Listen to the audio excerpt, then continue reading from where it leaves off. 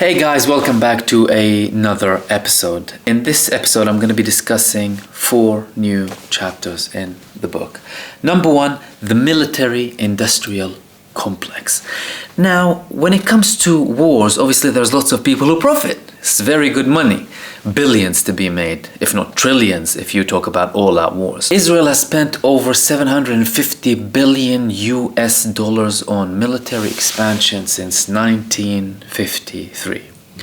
750 billion US dollars. Yes, you've heard that right. Almost $1 trillion on weapons, anything to do with security, walls, a massive wall under the ground, over the ground, in the sea to close Gaza now.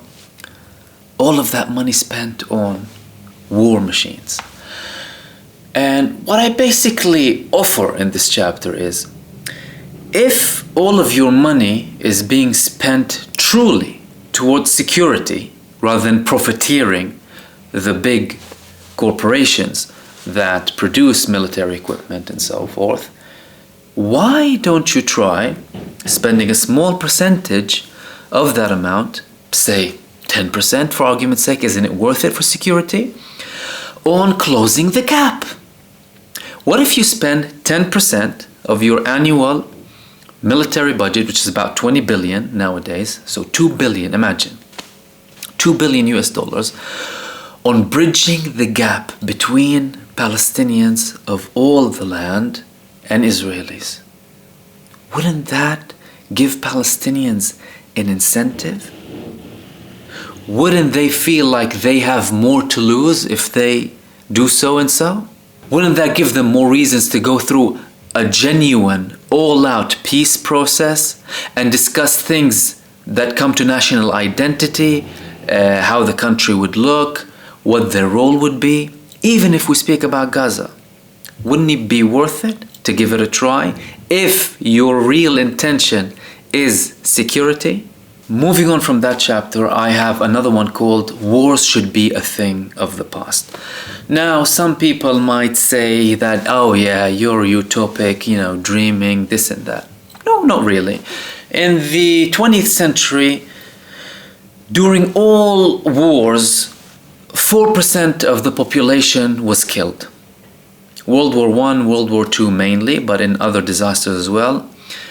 Over 4% actually of the world population died due to acts of war, nothing else. In the 21st century, even though we had a horrible war so far, however, if we want to calculate the percentage of people who died up until now in the 21st century, and expand it to the year 2100, do you know how many people we would have had in terms of percentage up until the end of this century killed in war? 0.1%. 0.1%. Now, that's a massive improvement from last century. And obviously every life lost due to unnecessary wars is obviously a life lost, and it's unfortunate. However, whenever there's an improvement, one should recognize it to build a better future and hope to work towards something that's even better than what we have today.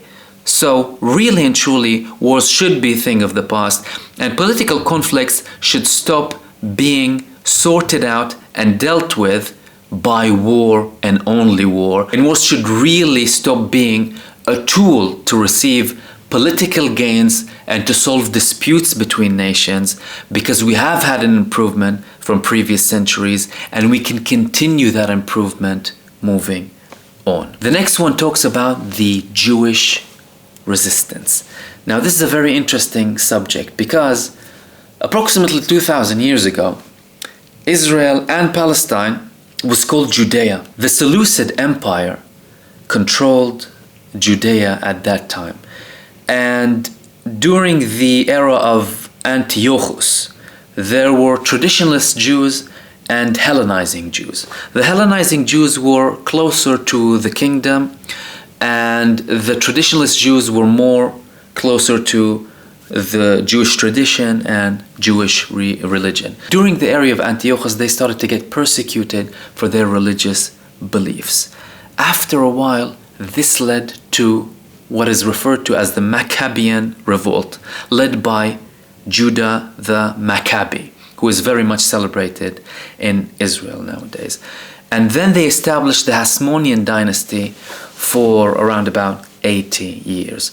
And the reason that I give this example is, if the current Israeli officials and most of the Israeli population, lots of the Israeli population today celebrates the Maccabis, and you have football teams called Maccabi this, Maccabi that, hospitals, you hear Maccabi everywhere basically.